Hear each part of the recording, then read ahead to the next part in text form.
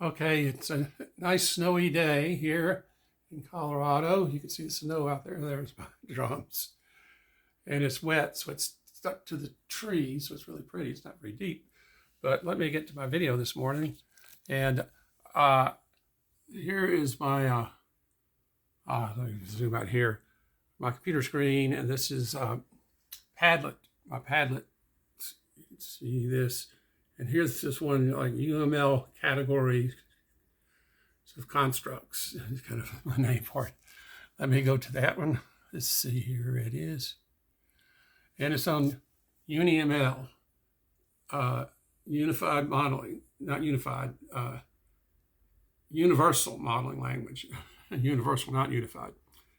And so, and I have a whole lot on that in my Padlet, and I also have some links to videos. Let's see, where's the video? Yeah, there's some videos I did, and they're not really good, but I spent a lot of time on them, and then they kind of fizzled out. So I'm going to pick up from there. I'm not going to try to cover all this. I'm just going to put a link to here, and one could get a background on it, but let me just, you can click on here and open these up. So let me do that. So here's like a UniML diagram, and here's this here is a city park. You can tell that by, let me just point here. It's the little dock symbols on the sides means it's a city park. If the little dock symbols on the top and bottom, it's a swim lane island. So, and all these terms are terms I had to make up to describe what I'm doing here. But let me jump here to the topic of this video, and let me adjust my stand here, is how to build these from a sheet of paper. And I think that's really important, particularly with AI. The problem I see with AI is it's really cool, but it's sometimes hard to make it do what you want. And I think having control to make it do what you want is important, and also to know why it's doing it and interact with it in a better way. And so the stuff I'm trying to do here is, here I drew this UML diagram, and it's kind of big. I'll go back here so you can see the whole thing. So there's the diagram. And it's a diagram here of, here's my swim lane island. Here's the docks up there, and so that swim lane island just shows 4 hexes, hex 1, 2, 3, 4. And it's going to talk about this is like a board game. There's going to be a unit that starts out at 1, moves to 2, moves to 3, moves to 4. And this whole diagram describes that. You just think, that's a lot to describe that. That's because there's a lot happening. So, but the thing here is this diagram is kind of messy. And the idea is you'd be able to scan this and then have the AI, say ChatGPT 5 or 6, say, make a UniML diagram out of this. It says, okay, but I'm having a little trouble understanding what you scribbled. Okay, and so there's this new thing I'm giving a name. I call it color keys, additional color keys, and it's like your added color keys, YACKs. So what are YACKs?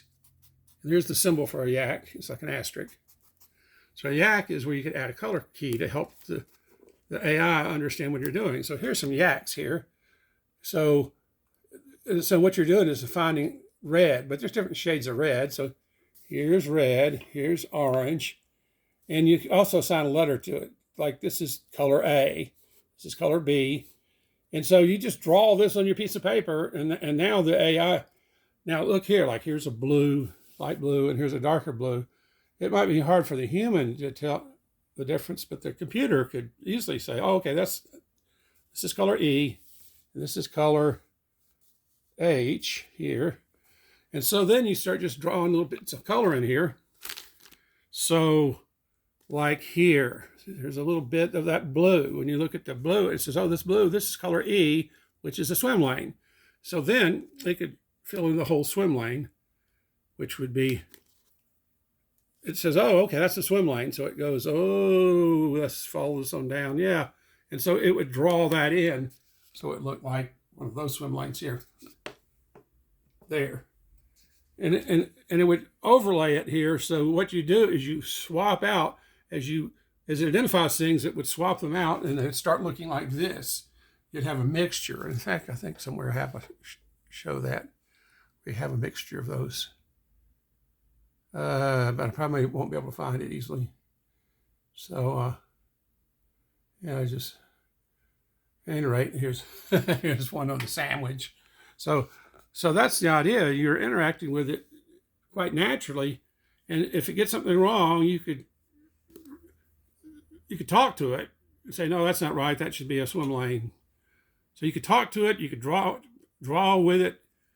And so the idea is you just have your cell phone, which I'm making my video from, and a piece of paper and a couple of pencils and colored pencils, and you could build on your cell phone a very complicated model using this approach, and where you and then the idea is when you slew it down, you slew the view. Like you take it, this would be like, say it's drawing itself. As I slew this, you can expand it so it gets bigger, get gestures, expand and subtract. Or you can say from here to here, hide that. And so that's hiding it is, I think, somewhere here. Somewhere here I have shown where you can hide things. There's a slot here. It'll take me a while to find that. So I won't be able to find it here. But at any rate, so that's the idea here is, and then the other thing I think of is you could have symbols that are, let's say there's a crank symbol. We just draw this and say this is a crank. And so maybe if we put two things here, that's an interactive symbol. So that's a double yak. So the double yak, I want to have a number like 156. And so if I just click here and turn it clockwise, this number goes to 157, 158. If I do it faster, it does it faster. If I pull out further, a radius, like this, it goes maybe by tens. If I go out here, it goes, oops, let me do this again. If I do it here, it does it by ones. Increments, decrements. If I go out here, it does it by tens. If I go out here, it does it by, say, hundreds. And you just get further out, you move it. So you're building a tool on a sheet of paper. And so it can be just a little scratch sheet of paper here and say, okay, I'm going to make a double yak, and I want to say 156.3 is my starting point. And you think, oh, I don't want that. I want it 157. So you just click on this and say double yak or whatever, and then you start adjusting it just by moving your pencil around. Say, okay, and this number would change on your display. So these are things that, so the idea is, I built these things on PowerPoint and it takes forever. Oh, I found it. There's a break. I call it the Grand Canyon. So it's like you fold a sheet of paper up, but you have to double fold it. It just hides what's in there. So you have 10,000 white pearls on this thing. You only want to show 50 of them. You hide the other ones. You just put them in breaks, and you can move those around. So, but drawing this in PowerPoint takes forever. So I want my AI to draw it for me, but I want to not, and I don't just have to describe it because a picture's worth 1,000 words. So I want to just draw a picture, and I don't want that picture to have to be neat.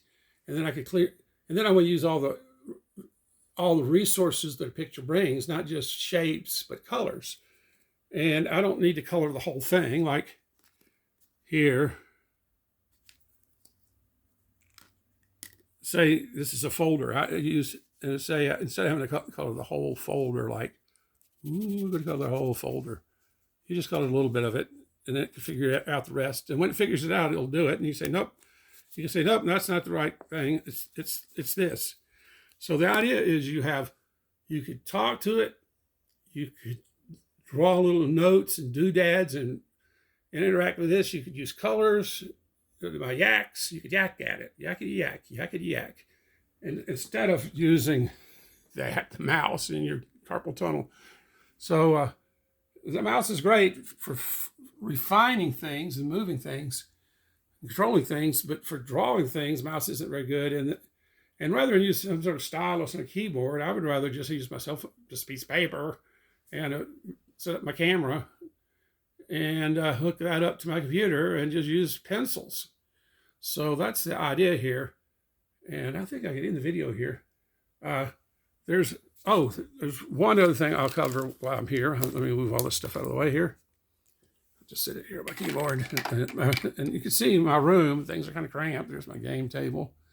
And here's, my computer area and my keyboard. And so everything's kind of cramped here. So let me adjust things here because I got another thing I want to show.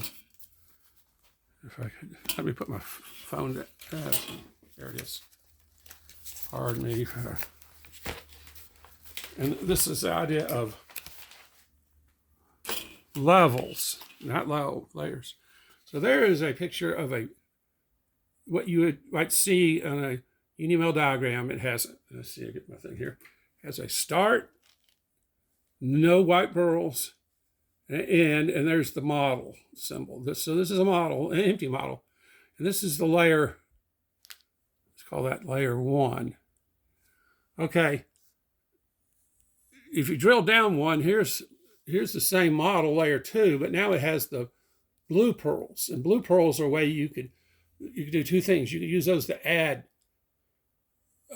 new pearls, or you could use it to summarize, like you have the natural numbers. There's an infinite number of those. You don't want an infinite number of white pearls. So blue pearl might say, this blue pearl stands for number 1 through 100. And then you might have a white pearl that says, here's number 101. And then you have another blue pearl. This is 101 through infinity. So blue pearls could be used to either create new pearls or abstract existing ones. Are not so much abstract, but kind of abstract, or what's the word I'm trying to think? Summarize, or treat it not as an individual, but as a collection of white pearls that have a related theme here. So there's two, and there's, I call these moon phases here. That would be blue. I just didn't. And so this one says, I could become a white pearl. And then when I become a white pearl, you could add another white pearl in front of it or behind it. Or you could have a not symbol there. I'll just draw that in this color. Not symbol, and that would say, oh, this is the first white pearl. You can't add it in front. It's like presidents. This is George Washington. There's no presidents before George Washington, so we put a not here. But you could add with John Adams here. And then when you add this, you get 3 more of these. So you could add another white pearl, and then you get 3 more. So that's this level. Now we go into level 3. Level 3 is what I call a flower power view, or we define spaces, and with bookmarks. And so when we look at this thing, it's like, here's this white pearl. There's model 1. And then model 1, we have, let's see if I can read my writing here. We have the start and the end. There's the start and the end symbol. Down here we have the model. And the model we have, oh no, this is the next level. We have the blue pearls. Blue pearl. There's the blue pearl. There's blue minus and blue plus. So there's the blue pearl, and there's blue minus, and there's blue plus. So, and you can see that we have here a bookmark that relate these to that view. So this is just drilling in. It's like, here it's not here's it laid out graphically. In other words, everything, here it's just more laid out. It's just a big long table here. It keeps writing down here. We don't worry about the graphics, but we have symbols. And then when you go to the next level, it's just XML code. And you can see there's the bottle, and there's like the start, and there has an X, and it have links to them. So those are the levels. So generally the user sees this, but normally the user doesn't even do that. Normally the user just looks at, let me close this. Let me go back to here.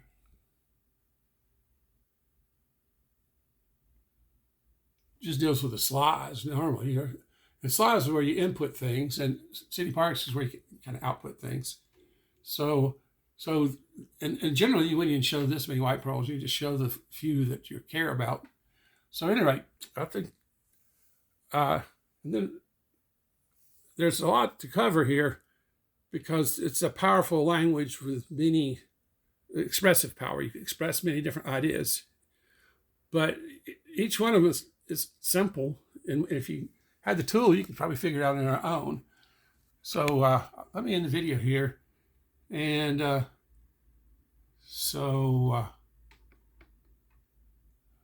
because I could spend hours talking about the details.